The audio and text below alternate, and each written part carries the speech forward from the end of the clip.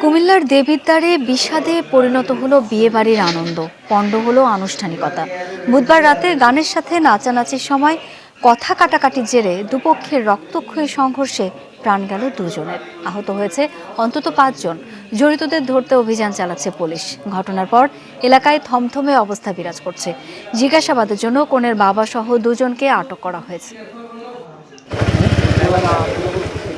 বিয়েবাড়ির আনন্দে এখন বিষাদের ছায়া।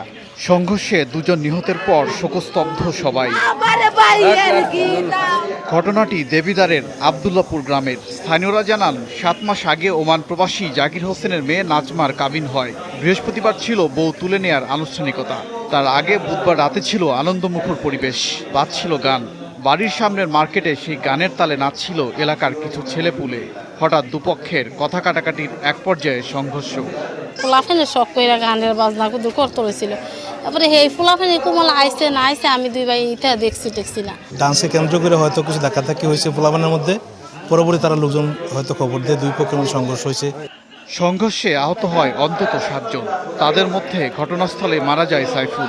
বাকিদের স্থানীয় আর কুমিল্লা মেডিকেল কলেজ হাসপাতালে নেওয়া হয়।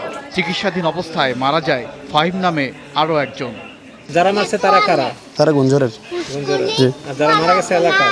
আমরা এলাকারই। আমি জানি না গান বাজনা জানি আসছে এ কথা কইয়া ফুটু তো গেছে বাইতে, আমি বাইতে বসছি আয়া শুইয়া সারছি কই গো এইলা সলাইয়া দিছে গো। খবর পেয়ে ঘটনাস্থল পরিদর্শন করেছে পুলিশ। এলাকায় থমথমে অবস্থা বিরাজ করছে। জড়িতদের ধরতে চলছে অভিযান। বিয়ে বাড়ির অনুষ্ঠানে কথা কাটাকাটিকে কেন্দ্র করে এটা হয়েছে বলে আমাদের আপাত দৃষ্টিতে মনে হচ্ছে। তো আমরা ঘটনাস্থল পরিদর্শন করেছি, আর ঘটনার সাথে যারা জড়িত তাদেরকে খুঁজে বের করার চেষ্টা করছি। সংঘর্ষে প্রাণহানির এই ঘটনায় সুষ্ঠু বিচার দাবি করেছেন নিহতের স্বজনরাও।